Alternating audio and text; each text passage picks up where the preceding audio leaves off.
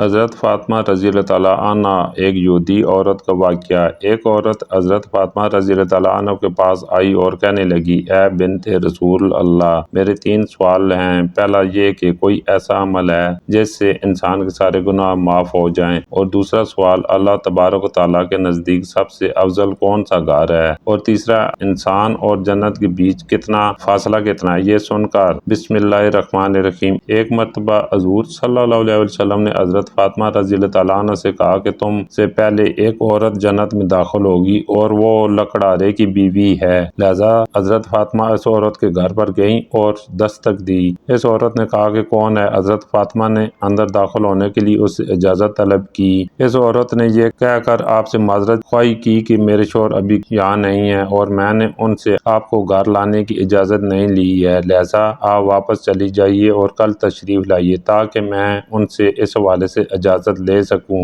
حضرت فاطمہ واپس لوٹ آئیں۔ جب اس عورت کا شوہر رات کو گھر آیا تو اس نے حال چال دریافت کیا۔ اتنے میں اس خاتون نے کہا کہ اگر پیغمبر اکرم صلی اللہ علیہ وسلم کی بیٹی حضرت فاطمہ میرے آنا چاہے تو کیا ان کے لیے اجازت ہے؟ اس نے جواباً کہا وہ آ سکتی ہیں۔ اگلے روز حضرت فاطمہ حضرت حسین کو اپنے ہمراہ لیے دوبارہ اس کے پاس آئیں اور حسب سابق ان سے داخل ہونے کی اجازت مانگی۔ اس خاتون نے دوبارہ یہ کہہ کر معذرت کی کہ میں نے صرف آپ کے لیے میرے شوہر سے اجازت لی ہے، لیکن آپ کے ساتھ اس وقت آپ کا صاحبزادہ بھی ہے، لہذا میں اجازت نہیں دے سکتی۔ حضرت فاطمہ دوبارہ لوٹ آئی۔ رات کو جب اس عورت کا شوہر واپس آیا اور حال احوال دریافت کیا تو اس کی بیوی نے پوچھا، کیا پیغمبر اکرم کے گھرانے سے کوئی ہمارے ہاں آئے تو اس کے لیے اجازت ہے؟ اس نے اس بات میں جواب دیا۔ اس طرح حضرت فاطمہ تیسری مرتبہ لوٹ آئیں اور اس لکڑہارے کی بیوی سے ملاقات کی۔ یہی وہ خاتون ہے کہ جو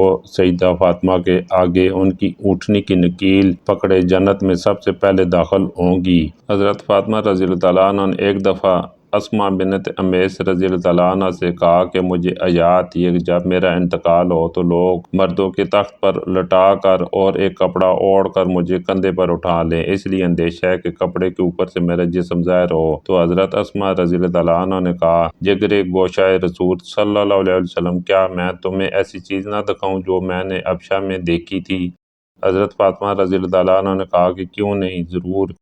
حضرت اسماء رضی اللہ تعالیٰ عنہ نے کھجور کی تازہ ٹہنیاں منگوائیں، کمان کی شکل میں ان کو موڑ موڑ کر رکھا اور ان کے اوپر کپڑا ڈال دیا۔ حضرت فاطمہ رضی اللہ تعالیٰ عنہ نے فرمایا، یہ تو بڑی اچھی چیز ہے، اس سے مرد و عورت کے جنازے میں امتیاز ہو جائے گا اور عورت کا جسم بھی چھپ جائے گا۔ دیکھو اسماء، جب میرا انتقال ہو تو تم اور علی میرے غسل میں شریک ہوں، کوئی اور میرے قریب نہ آئے اور میری چارپائی پر اس طرح چھڑیاں رکھ دینا۔ جب حضرت فاطمہ رضی اللہ تعالیٰ عنہ کا انتقال ہوا تو حضرت اسماء رضی اللہ تعالیٰ عنہ نے دلہن کے ڈولے کی طرح ایک پرتہ پوش چارپائی تیار کی اور کہا، فاطمہ نے مجھے اس کی وصیت کی تھی، اور ان روایت سے اندازہ لگایا جا سکتا ہے حضرت فاطمہ رضی اللہ تعالیٰ عنہ پردہ کا کتنا اہتمام فرماتی تھیں۔ یہی وجہ تھی کہ آپ صلی اللہ علیہ وسلم نے حضرت فاطمہ رضی اللہ تعالیٰ عنہ کی پاک دامنی پر جنت کی خوشخبری سناتے ہوئے ارشاد فرمایا تھا، فاطمہ رضی اللہ تعالیٰ عنہ نے اپنی عصمت اور پاک دامنی کی ایسی حفاظت کی کہ اللہ تعالیٰ اس کی پاک دامنی کی وجہ سے اسے اور اس کی اولاد کو جنت میں داخل فرما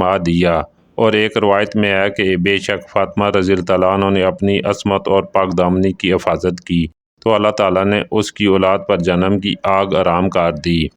حضرت علی رضی اللہ تعالیٰ عنہ سے روایت ہے کہ وہ رسول اللہ صلی اللہ علیہ وسلم کے پاس حاضر ہوئے تھے۔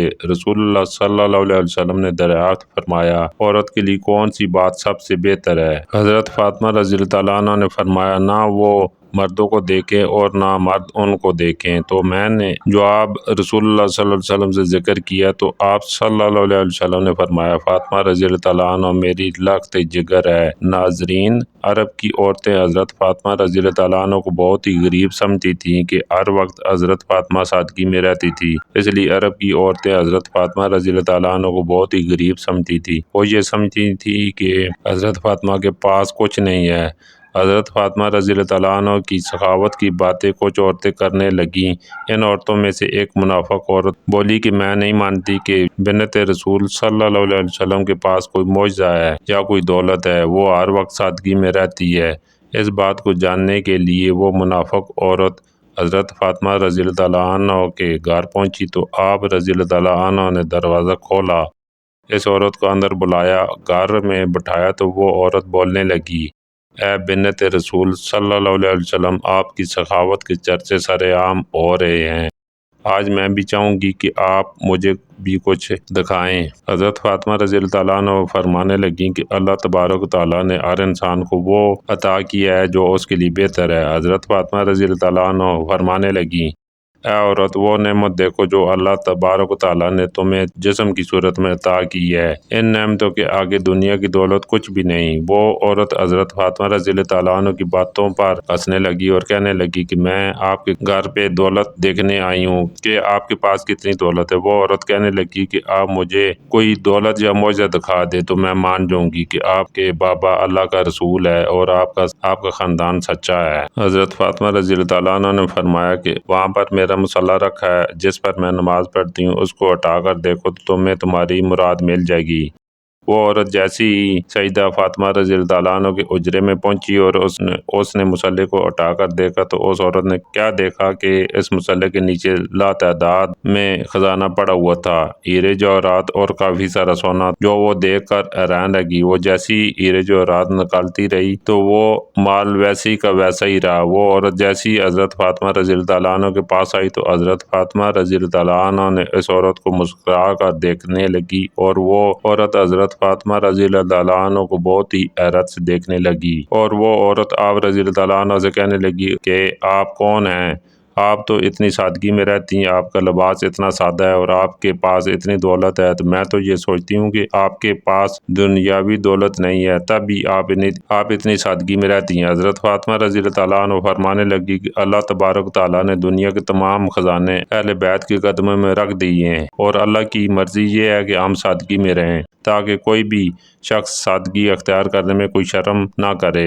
حضرت فاطمہ رضی اللہ تعالیٰ عنہ فرمانے لگی کہ اس دنیاوی دولت کا تو آخرت میں سخت حساب دینا پڑے گا۔ جیسے ہی اس عورت نے آپ کا اخلاق اور معجزہ دیکھا تو وہ قدموں میں گر پڑی اور وہ عورت رو کر کہنے لگی کہ اے رسول اللہ صلی اللہ علیہ وسلم کی پیاری بیٹی، مجھے معاف کر دیجئے، آپ کے بابا اللہ تبارک تعالیٰ کے سچے رسول ہیں، میں اس بات کو تسلیم کرتی ہوں کہ آپ کا گھر اور آپ اللہ کے بہت قریب ہیں، اور آج میں بھی اسلام قبول کرتی ہوں۔ سلام اور رسول اللہ صلی اللہ علیہ وسلم کی پیاری بیٹی کی سخاوت پر، جس کو کفار بھی دیکھ کر مسلمان ہو جاتے تھے۔ حضرت فاطمہ رضی اللہ تعالیٰ عنہ کے پاس جو کچھ بھی تھا وہ آپ نے اللہ کی راہ میں دے دیا اور اپنے پاس کچھ بھی نہ رکھا۔ حضرت فاطمہ رضی اللہ تعالیٰ عنہ اپنے گھر کے سارے کام اپنے ہاتھوں سے کیا کرتی تھی، بچوں کی پرورش بھی کرتی اور گھر میں سارا دن چکی میں آٹا بھی پیسا کرتی تھیں۔ آپ رضی اللہ تعالیٰ عنہ ہر وقت سادگی میں رہتی۔ ایک عورت آپ رضی اللہ تعالیٰ عنہ کے پاس آئی اور کہنے لگی، اے بنت رسول، میرے 3 سوال ہیں۔ پہلا یہ کہ کوئی ایسا عمل ہے جس سے انسان کے سارے گناہ معاف ہو جائیں، اور دوسرا سوال، اللہ تبارک تعالیٰ کے نزدیک سب سے افضل کون سا گھر ہے، اور تیسرا سوال، انسان اور جنت کے بیچ کتنا فاصلہ ہے۔ یہ سن کر حضرت فاطمہ رضی اللہ تعالیٰ عنہ فرمانے لگیں کہ میں نے اپنے بابا حضور صلی اللہ علیہ وسلم سے سنا کہ اپنے والدین کی خدمت کرنا ایک ایسا عمل ہے کہ اللہ تبارک تعالیٰ انسان کے سارے گناہ ایسے معاف کر دیتا ہے جیسے آگ لکڑی کو ختم کر دیتی ہے۔ اور تمہارا دوسرا سوال کہ اللہ تبارک تعالیٰ کے نزدیک کون سا گھر زیادہ افضل ہے۔ جس گھر میں عورتوں کا پردہ جتنا افضل ہوگا، اللہ کے نزدیک اس گھر کا مقام بھی افضل ہوتا جائے گا۔ میں نے اپنے بابا جان سے سنا کہ جیسے جوہرات کے لیے صندوق ضروری ہے، ویسی عورت کے لیے پردہ ضروری ہے۔ اور تیسرا سوال تھا کہ انسان اور جنت کے بیچ کتنا فاصلہ ہے۔ میں نے اپنے بابا سے سنا کہ انسان اور جنت کے بیچ 1 قدم کا فاصلہ ہے۔ تو وہ عورت کہنے لگی، اے بنت رسول صلی اللہ علیہ وسلم، یہ کیسے ممکن ہے؟ تو اس کی بات سن کر حضرت فاطمہ رضی اللہ تعالیٰ عنہ نے فرمایا، اے عورت، اپنا 1 قدم اپنے نفس اور خواہشات پر رکھ، تمہارا دوسرا قدم جنت میں ہوگا۔ اللہ پاک ہمیں دین کا پیروکار بنائے اور ہمیں بہتر عمل کرنے کی توفیق عطا فرمائے، آمین۔